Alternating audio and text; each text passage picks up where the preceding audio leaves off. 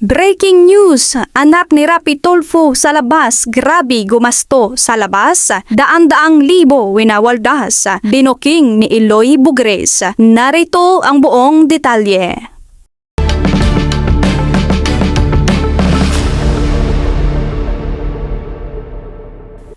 Umuugo ngayon sa mundo ng social media ang isang pasabog na revelasyon na gumulat sa mga netizens na mismong si Eloy Bugres, ang kilalang personality na hindi natatakot magsabi ng diretsahan, ang humarap sa kamera upang ibunyag ang umano'y magarbo at waldas na lifestyle ng isang individual na pinangalanang anak sa labas ng batikang broadcaster at public servant na si Rapi Tulfo. Sa kanyang live broadcast, walang paligoy-ligoy na binanggit ni Eloy Bugres ang mga detalye ng di umano'y pagwawaldas ng nasabing individual. Ayon sa pahayag ni Eloy Bugres, hindi biro ang halagang ginagastos nito sa bawat paglabas sa mga high-end na establishmento at nagwawaldas ng daang-daang libo. Ipinakita sa nasabing ulat ang mga screenshots at umano'y mga resibo ng mga nakaraang gimmick ng nasabing individual. Ayon sa source ni Eloy Bugres, tila naging business as usual na ang paggastos ng daan-daang libo para sa mga mamahaling gamit, private VIP rooms at kung ano-ano pang luho na hindi akma sa isang taong hindi naman di umano ganon ang status sa buhay. Binigyang diin ni Eloy Bugres na ang lifestyle na ito ay malayo sa imahe ng pagiging matulungin at disiplinado na pinapakita ni Rapi Tulfo sa kanyang programa. Hagad na trending ang isyong ito at marami sa mga taga-subaybay ni Rapi Tulfo ang nagulat at nagpahayag ng kanilang pagkadismaya. Sa ngayon, wala pang anumang opisyal na pahayag ang kampo ni Rapi Tulfo o ang mismong sangkot sa individual tungkol sa mga aligasyong ito. Marami ang nag-aabang kung maglalabas ba ng kaukulang aksyon o kasugutan ang panig ni Tulfo, lalo na't kilala ang broadcaster sa pagiging mahigpit pagdating sa mga usapin ng disiplina at integridad. Para sa mga susunod mga update sa mainit na balitang ito, manatiling nakatutok lamang dito sa Pinas News File. At para sa karagdagang detalye, narito at panoorin natin ang full video. Ang bilat sing Eloy nga win gatsalyan black sang Senado nga mga wala pulos inotel. Yudiputa, gumawa-gawa ang mga yudiputan lang kunyari kanong hiring-hiring daw mapatay getsel. Dumapatay ang gago-gago nga Erwin Tulfo. Hoy gago, gago butakal magnanakaw iskalawag fraudster. Ina kami nagbulong sa akin dito nga paru-parong alibangbang nga taga-Amerika, tinaysi mo daw itong si sino na Eric Sylvester. Itong si Eric Sylvester pala, pangalan na sang patay na sa Amerika. So kinsuspect ka pa pala noon nga ikaw nagtaysi, naginiluan niya. I don't know. I don't know. I was just told by somebody who actually knows him and his family na itong si Eric Sylvester pala, baka ikaw man ang nagilo ang patay, huya ka, because this is the kind of a man Erwin Tulfo is. A fucking fake senator who is not supposed to win. Who was not supposed to win. They scammed the Filipino people, making us believe that they were for the fucking nation. Pinahupya man ni popcorn tayo na sila ay ating kaakibat na para wala na bilat sing Eloy sa ma-gorgor. Wala na sa mag-api-api sa atin ay abaw only to find out ang mga bilat sing Eloy. Mga puro bilat si Eloy. Ang dami-dami na mga kiriga, grabe ang mga ginaminting nga mga lifestyle.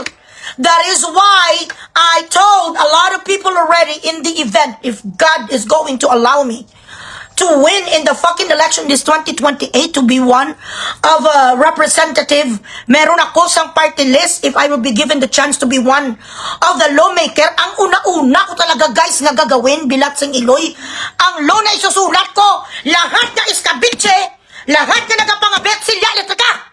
Wala na yan sang mga kung ano-ano pa yung diputa i-prosecute. Kung ano-ano pa mga diputa, basta may ebidensya, may anak sila, nag***tan, palatot, gago ng pingasan, iba-iba ang mga nga ginatot. Lalong-lalo na kung isa ka politiko, and he is practicing malversation of public funds, wala na sang duro istorya bilat sa Eloy Pirate Squad. Kung hindi Pirate Squad, elected chair, why? Because this is where it all starts. When they become rich, the moment they have this fucking power, they start to have this fucking shenanigan. Hindi na sila kontento sa kanilang mga sahod, gapang babae. Alam niyo mga sang nang unang panahon, lang papangit, katulad sa mga tulpo ng mga babalo, gaya mo na ba sa mga tulpo, wala may gapatol sa kanila, nga mga 17, 18, yung mga napapakasalan nila mga babae, mga puro lang, bilat sa iloy nyo, nangasawa kayo, sa mga itsura nga katulad ni Jocelyn, nga bilat sa iloy, dukuto, amo na si Jocelyn, nga daw talimbabaga. Bakit kayo nag-asawa sa papangit nga mga babae? Dapat nakapital ka mo noon pa mag-asawa kayo sa mga magaganda kag mga bata. Nagpangasawa ang mga yudi so mga katsure, mga itsura sa mga babae, tapos nangabit sila. Why sila elektrika kag mga death sentence ang gusto ko? Sa mga nagapangabit ng mga politiko kag sa kanilang mga kabit, why? Because this is what pushes them to steal. This is what pushes them to commit crime. To abuse their fucking power, to abuse their position. This is the reason why magnanakaw ang mga yudi because they need to sustain their fucking lifestyle, maintain every fucking luxurious bag, every trip abroad, every fucking Chanel, Bulgari, and whatnot. Ang lahat ng mga bastarda sa mga yudi ng mga tulpo, bilatsing iloy. Example, ang bata ni tulpo, ariyo nagposa, alam mo, you're teaching your daughter with a bad habit. I am not going to be surprised that one of these days she is going to get pregnant and you wouldn't even know who is the fucking sperm donor. Why is that? Kaya ang nanay alpot eh. Ang nanay puta-puta, saan ba naman sa magmamana sa Madrid di kakao? Imagine this with no qualms at all. She would post things, material things that her father, who is a fucking philanderer, who is a fucking corrupt official, a user of fucking deprived, financially deprived Filipino people who would guess sa kanyang bulok kag basura, wanted sa radyo yukta, wanted sa radyo, ikaw dapat ang ginapatulpo. Bilatsing iloy ka, kinukuha mo, you are using the weaknesses of these people who has some disputes when it comes to fucking marital abuse. These people who could not afford to get fucking justice. Kung magpunta sa Department of Justice, ikaw ang ginawa nila ng judicial system. But they did not realize that you are a fucking shit. Yuta mo! Dinaan mo lang ang mga tao sa patapang-tapangan mo. Dahil may 23 million ka ngayon, ang followers mo parang spaghetti ka, spaghetting pababa ng pababa. From pila to sa 26 million, ngayon 22 million ka lang, one fine day, you're gonna wake up, you're not gonna have anybody. Bilatsing iloy. Sandali lang. Aring anak yaw nga alpotology mano. Noon ginatabon-tabunan ko pa, imagine ha. Ara bata yaw na. Bago pa niya sa mag-deactivate 272,900, basahin nyo na lang, 272,929.32 ang tax. Sa diin ni nagkaon ng alpot ni 7 Aqua Pana 500 ml 1,736 mango juice 328 2 SF ano ning SF man steak lang bilatsing iloy 5,988 abaw siling mo sa anak yung lasan nyo di po legal nga anak hoy bastarda putok sa buho Chelsea putok ka sa buho di puta kagakain steak ang bilatsing iloy ano ang steak mo dragon. Ano ang steak mo, dinosaur? Ay, abaw, Aryo, ipakita ko sa inyo guys, bilat sa iloy kahambugira ang alpot. Ang itsura mo do lalaki ka, Chelsea. Manang-mana ka sa itsura, gid ni Rapi Tulpo, do tatay mo gitsang alpot ka, bigaon ka nga pagkabata ka. Kasalanan mo ni ha, bilat sa iloy mo. Ayan. Grabe bilat sing iloy ho. Yudi puta. 2 steak ni siguro 5,098 11,796 Caesar salad 698 Tomahawk bilat singiloy 13,988 porterhouse tatlo 14,000 2 steak rice 1.3. Steak fries, 900. Cream spinach, 996. Aring isa, Opus. Opus 1, Bilatsing Iloy, Nubintamel! Yudi proud na proud ang bastarda! Nga anak sang kaplog hostes pokpok bayaran, Magdalena! 180,000 Bilatsing Iloy. Jumbo Lobster, 709. 7,180. San Miglay, 3,000. Tapos Classic Burger, 9,000. 328 Bilatsing Iloy. 22,000 service charge pa lang, a total of 272,929.32. So nakita nyo yon? Ang 18 anyos, hindi nila tinuturuan benevolence, humility. Hindi nila tinuturuan sa tinatawag na charity. Ganito, you're teaching your daughter with a bad habit. Kung ano ka ang Bilatsing Iloy ka, nga pinulot mo ang iyong commercial model nga kabit. Nga ang alpot nga si Lisel tarak-tarak, magiging ganyan din ang anak mo. Hindi mo tinuturuan ang anak mong bastarda. Bilatsing Iloy, bastarda ka lang ang alpot ka. Dapat ang ginakain mo, kalukalo lang ang noodles. Dahil puto ka sa buho. Tapos kaming mga OFW, tag 20 years, hindi makauwi sa Pilipinas. Ang last send nga sense ang remittances. Here comes the brothers! Nga maraming putay nga minimaintain. Maraming mga bastarda nga minimaintain. Isa kakain almost 300,000. You di puta, tapos tayong mga Pilipino gakanda uba, blood and sweat. Ang ating puunan sa ginarimit natin sa Pilipinas, tapos nakawin sa mga gunggong. Binigyan nyo kami ng false hope, ginpahupya man ni popcorn nyo kaming lahat. Naakala namin isa kayo na magtutugi sa mga kurap. Dapat ang kinakain mong Bilatsing Iloy kasarguilas lang. Kag ano, sarguilas lang kag kwek-kwek. Total nang galing ka na naman sa walang kwintang nanay bayaran. Ambisyosa magtumahok ang yun. Why do they spend this so much? Why are they spending this much? It's because money is nothing for Rapi Tulfo. Even if he's going to say that he's earning 10 to 15 million a month sa Facebook niya kag sa YouTube niya, still it's not going to be enough. When you are maintaining a lot of households and a lot of bastards, it's not going to be enough for you to buy to buy a private jet. Kung si Chavit Singson ka, okay lang, may gold mine.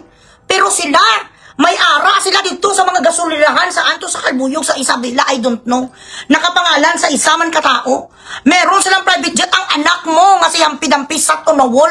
Yung diputa nung nasa Amerika, sa Las Vegas, nagbayad din sang 6 million. Lahat mo nga mga anak, abusador. Yung diputa ka, kahit magsabi ka pa 50 million a month ka. 6 million, isa ka upo. Tapos mga yung diputa, walang delikadisa, ginapicturan pa kag-post.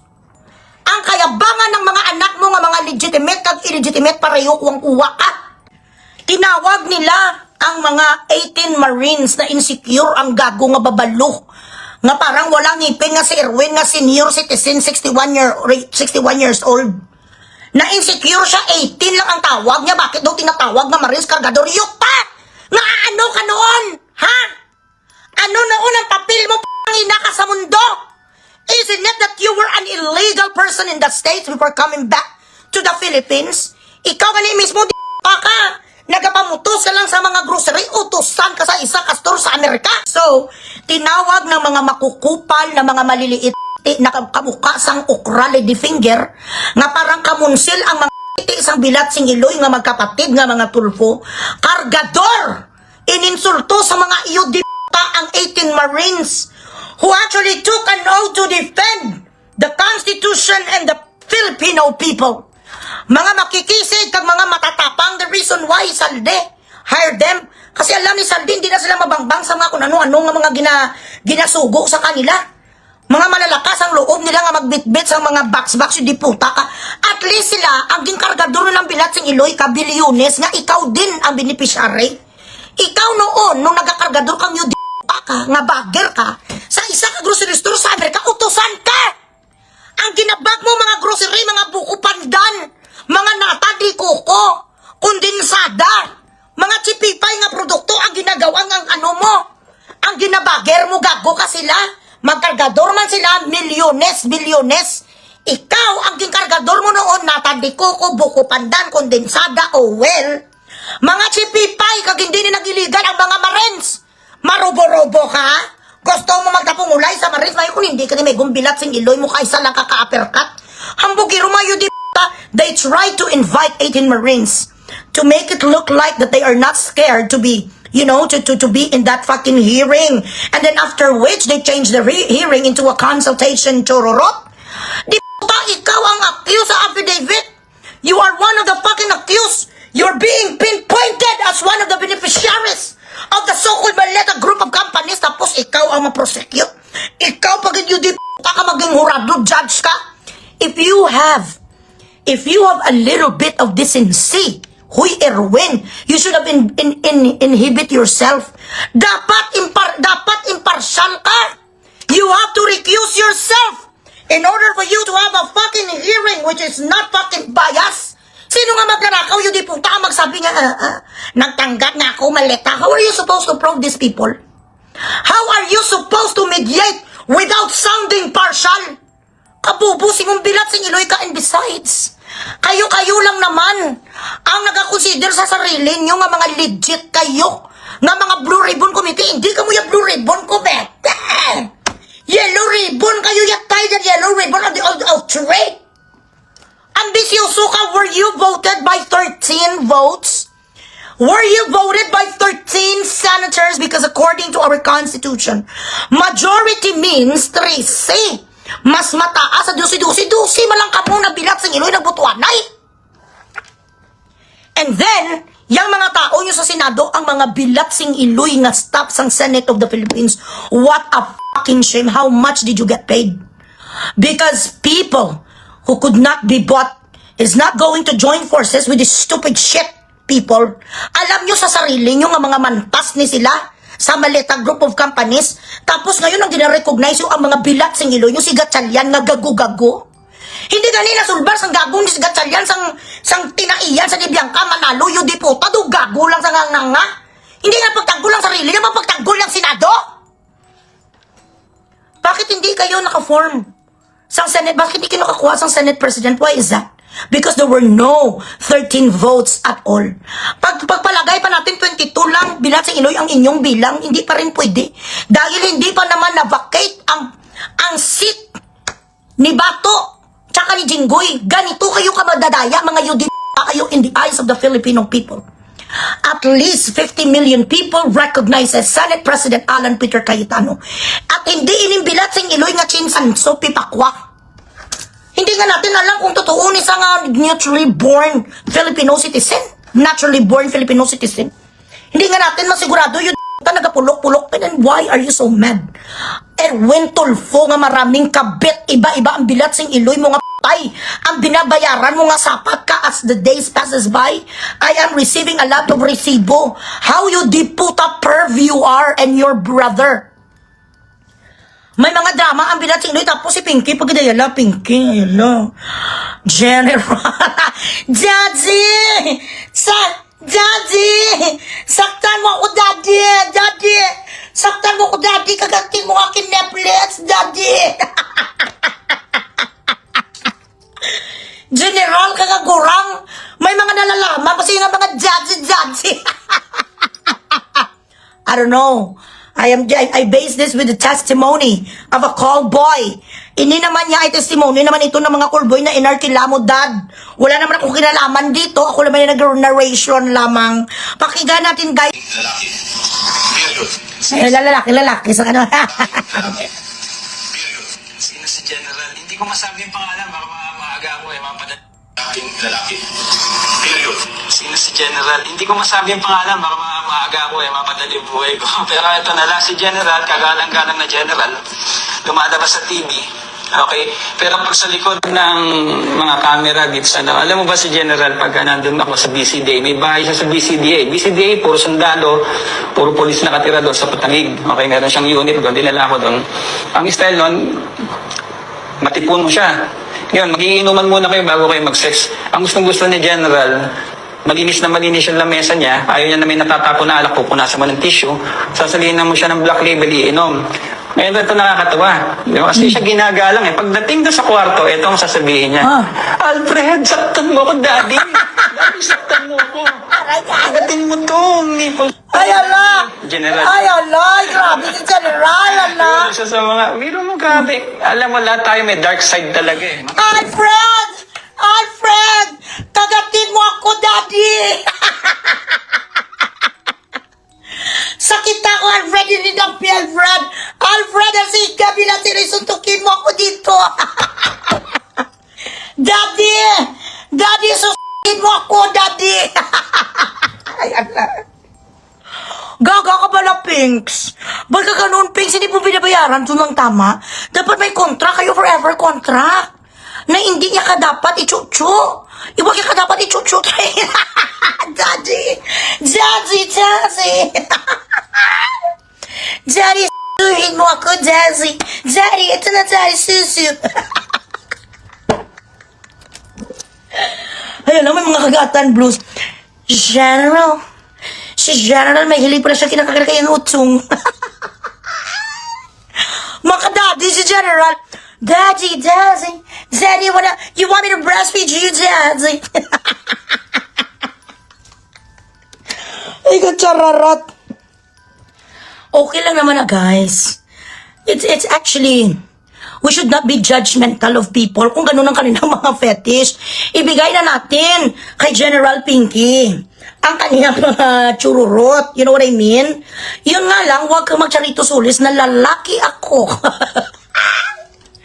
Lalaki, period. The more you try to be very defensive when it comes to your being masculine, the more mo sinasabi na dapat kami maging judger sa'yo. You should keep your mouth shut. Hindi natin alam kung baka na ano lang na siya na pressure cooker lang sa ng tatay ng mag-PMA. Daddy, Daddy. Daddy's a manipple, Daddy. Daddy. Daddy, please, Daddy. Kagatin mo ang aking naplet, Daddy. Ay, makadaddy. Ay, grandpa. Ay, naano ni Sayam. Bakit ka nakita Daddy, General? O tsaka, wala cancel next time. Tapos siya pa, isa pala siya sa may-ari ng, ano to gani man? May-ari sa ng club. Apollo Gay Bar. Siya palang may-ari. So may nagsabi sa akin na magdrama na daw siya. Kapag may, I don't know. These are things that I heard from the grapevine. Pero ito naman kasi mga tao, personal experience talaga nila. Hindi lang naging kausap sila ng somebody. Yung mga ginarkilahan niya, syempre, marami akong koneksyonis ng mga bakla sa kwan. May mga koneksyonis ako ng mga bading sa showbiz. Kay Mark Heras nga mga drama noong una nagsayaw-sayaw din sa Apollo. Ang drama ni ni Pinky, naga-night gown ni siya dahil ganaitis. Talbugan niya ko bala. Ako nga, Pinky, wala na ko ganyan kasuot-suot sa nighties. Gani, hubad ka agad ay siya ganaitis. Siya day. May mga drama, siya ganaitis, siya kagaga-Botswana. Sumusuot ka bala, Pinks, ka-Botswana siya. Ladies and gentlemen, sumusuot siya ng mga bongga, ng mga kuha, ng nightgown full of, lace, ng mga effect.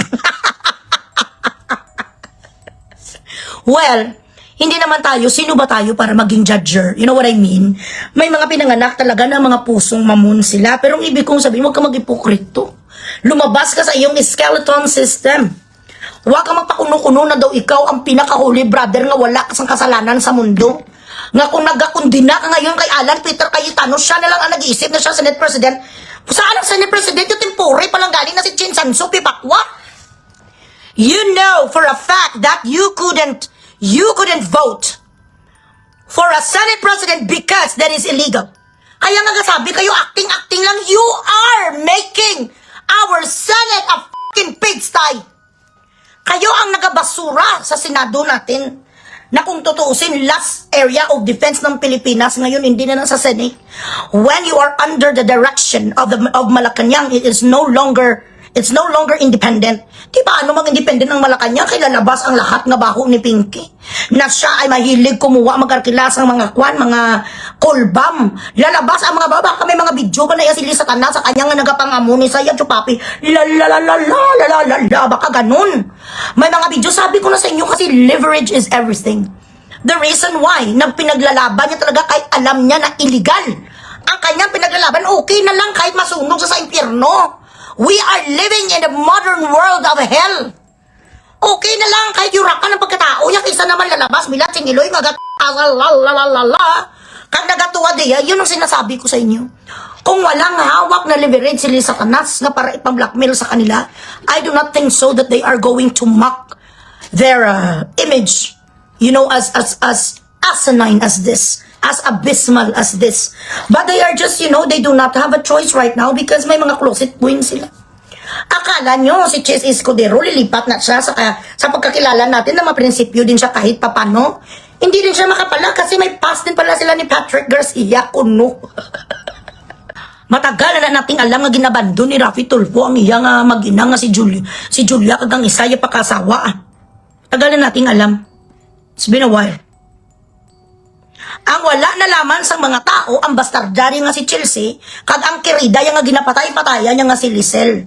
Nga nag-break it immediately sila ng ilang buwan tapos nagpabuntis sa iba ang alpot nga si Lisel may bastardo na naman nga 7 or 8 years old batang lalaki.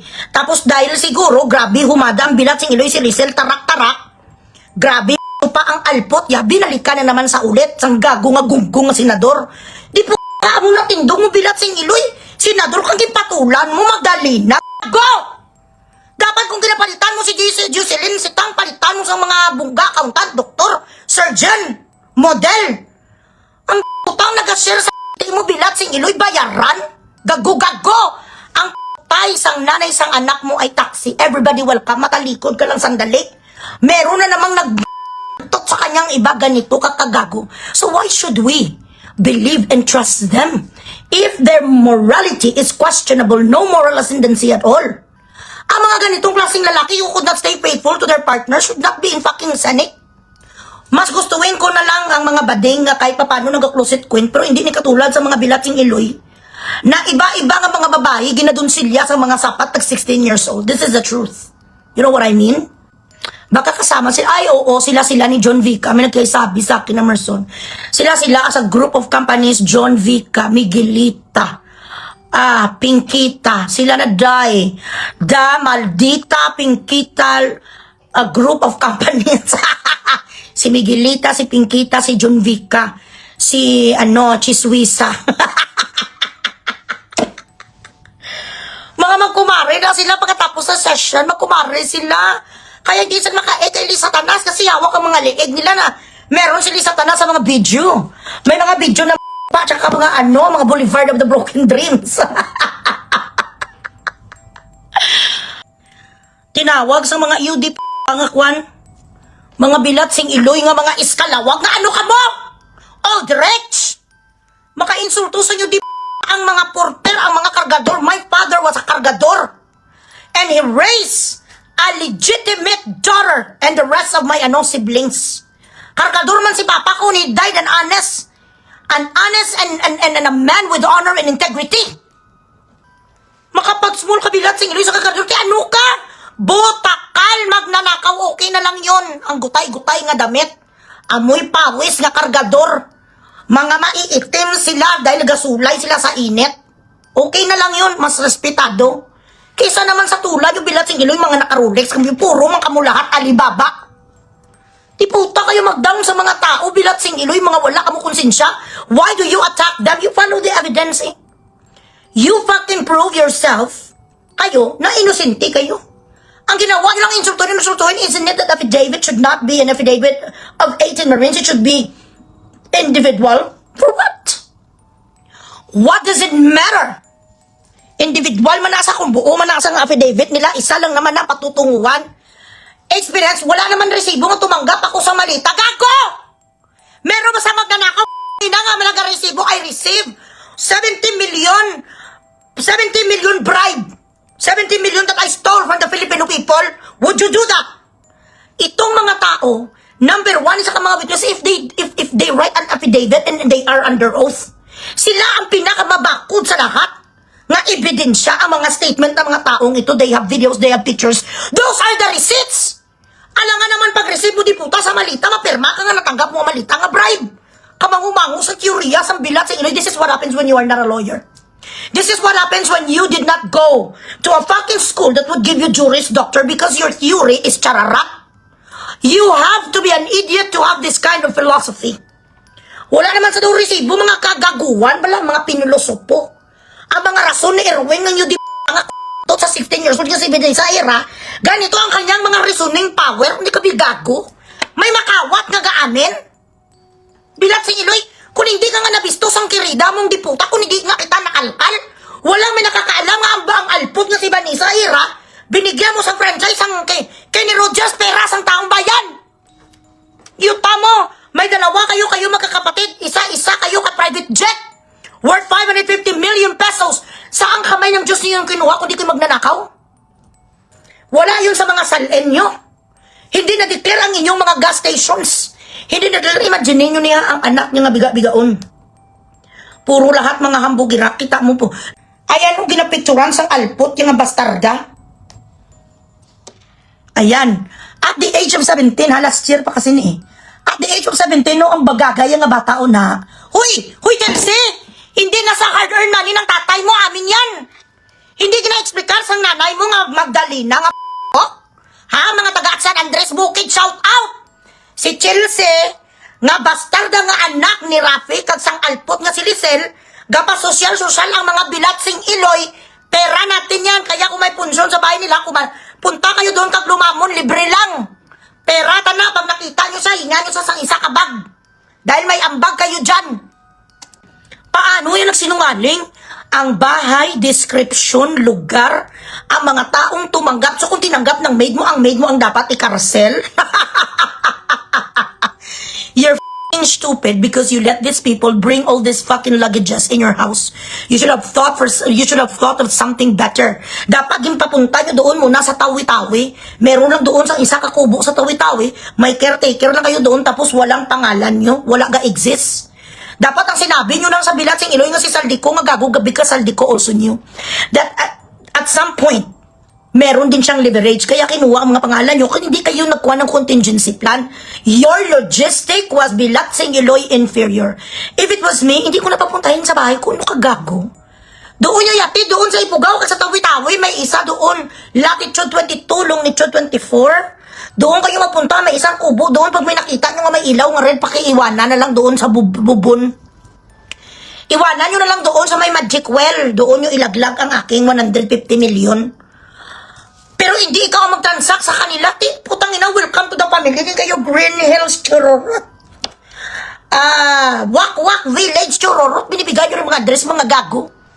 So paano ni sa malaman sa mga 18 Marines ang in-and-outs kagang mga basement mo nga parking, Erwin, kung if they did not go there?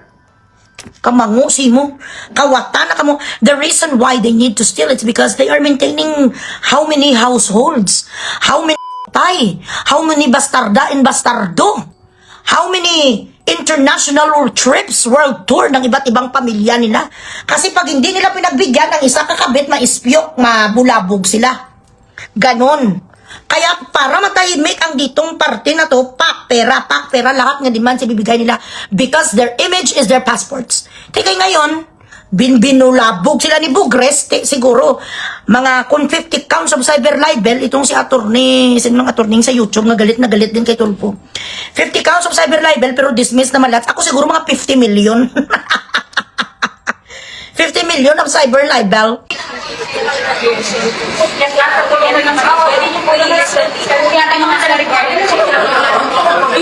Dahil wala nga rin number food. Hindi na lang binado sila sa pagdinig. Oh, ito, ang invitasyon nila, hindi naman nila sinabing mag-QR code kami. O, tingnan nyo. Sir, akala na nga mga senador, hindi kayo pupunta kasi nagsisimula na nga yung Blue Ribbon hearing sa Eh, alam mo, yung invitasyon kasi na pinadala sa amin, natanggap ko lang nung June 4, alas 8 na ng gabi. Eh, nakauwi na sa mga probinsya yung ibang mga 18 soldiers, no? So, kinausap ko pa sila na kung maaari bumalik sila. Ang huling dumating na hinintay namin, yung namatayan sa Pampanga, si Walter Manalansan. Iniwan niya yung wake ng kanyang kapatid para nang makarating at makapunta kami rito. Hinintay namin siya. Gaano kayo kahanda? Especially, Umunta sila. Tapos, Tapos, sinabihan nila nga, ay, hindi ni gali hearing. Consultative chururot lang. You know why? Na hindi kaya sang gago nga si Erwin nga harapin ang mga taong to. He would have to be an idiot to do that. Accuse ka, ikaw pa prosecutor, tapos ikaw pagitbilat sing iloy ang hukom. It doesn't work like that. In the very first place, he should have not challenged the 18 Marines, because if they didn't come, then he would have said something that, oh, you're a coward. O, tingnan niyo, hindi naman totoo mga pinagsasabi nila. That is why they didn't go. He was just actually bluffing, but his bluff was called by the Marines. Hindi mo nababluff ang mga Marines. Kung kaya nila makain sang granada kasang tangki digira, ikaw lang. He was just challenging them, hoping that these people would not come, since the legit Senate President Peter Alan Cayetano said that that kind of meeting is not recognized by his office. But then again, he took a shot. Itong si Erwin, ganun talaga ang mga gulpi di gulat ng mga tao. Mag-take a shot sila, they are going to take a chance. If that person is going to be intimidated, or if that person would feel marginalized, then they're not going to show up. Pero mga ganitong klase sa mga tao, ganapuntahan ganun nila yung diputa, gira. Senate hearing lang sa katulad mo nga pulpol. They're not going to be intimidated by somebody like you. Meron silang leverage towards you, and you know that for a fact. Erwina Eric Sylvester Stallone. So ngayon, dahil pumunta doon ang Marines while they were having their stupid technical chururot sa mga tao na kunyari ganito, tapos napastarring ang iyo di si Matibag. The reason why Matibag was there, because the original plan was actually to try to contempt the Marines.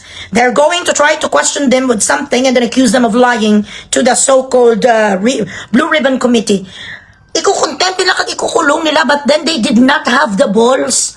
Umurong ang mga itlog sang mga supot nga bilat sing iloy nga si Matibag, 1.3 inches ang nga kamunsil man nga daw iras. Tapos hindi man ang gago man nga si chimpanzee man nga si Kiko, wala man sang pulos doon, ginusikan lang nilang kwarta sa mga Pilipino. Ang picture sa mga bilat sing iloy dumala saper si Judas balagay saryo. Gusto lang to nila nga i-challenge, hindi to sila nag-expect na mag-show up talaga. Ay na, si Soto nga gago-gago nga follow the light, ang gagagaga. Ano niya Risa, ang suot mo nga Pilipiniana mong yung di kadugin butang ka sa lungon. Kulang na lang Risa niyo. Lagyan ka sang cross ka baong ka na. Araw-araw naman na niya bilat sing iloy nga Pilipiniana yung di Sobra ka pa kay Imelda Marcos. Doon nilagay ang alput sa kabaong. Did you not realize that you were like wearing a coffin? So they called the bluff. Ito ang mga mga Marines nag-show up. Tapos bigla na lang nag-switch formal nga noy. Aryo ang mga lasaper na amo ni sila lasaper ni Judas. So what are the odds nagpa-picture ang nagtayo ang diputa tapos gipicturean lasaper. Gonggong ambisyoso. Ang bilat sing iloy nga pedophilia. Ang 1.7 inches nga iras ang kanyang follow the light. Ang isa ka chimpanzee kagaring gagagaga ngayon diputa nga kurikong guya. Nag-ipon-ipon ang mga talunan. Ano ka mo? So, sabi nila consultation, chururot, wala hearing. Alam nyo guys, kaya naaawa ako sa mga Marines, kaya taga-probinsya na sila. Kidding aside, may naipon ako dito, mga 20-25,000 na siguro, but it's not enough. 18 sila, i-divide yung 25,000, bala? 25,000, i-divide nyo sa 18, magkano lang? 1.3, 1.4? So dapat sana makaipon tayo na malaki-laki para naman may pang-ano sila, anuhin lang na ni Attorney Levi. Ang gasto sa kanila pakagto pabalik, wala na sila sahod kay iniwanan, ginabandon sila sang gago nga si Saldico. So kung may mga sobra kayo dyan, this 18 Marines, they are our hero. They are, daddies na sila, they're a father, they're our husbands. May mga binubuhay silang pamilya. So ako guys, personally, magbibigay talaga ako. Dapat hindi kayo huwag sana kayong maging madamot sa kanila kasi sila ng pag-asa natin na magsilabasan ang lahat ng mga nagnakaw ng ating pera. You know what I mean? Tsura sa mga hudas, ang bilat sing iloy naglasaper, ang bilat sing iloy ng mga gago.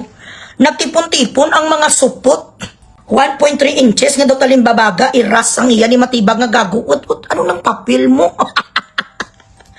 Fraternity, alam mo yung mga kaklase mo lang ang mga other team, ang mga talunan team mo lang ang kaklase mo nung high school, sila na siya. Ang black ni Gatchalian. Nag-istariray si Matibag nagagugagu. Oh my God! Maraming salamat po sa panunood. Manatiling nakatutok lamang dito sa Pinas News File para sa mga susunod na balita na ating tatalakayin.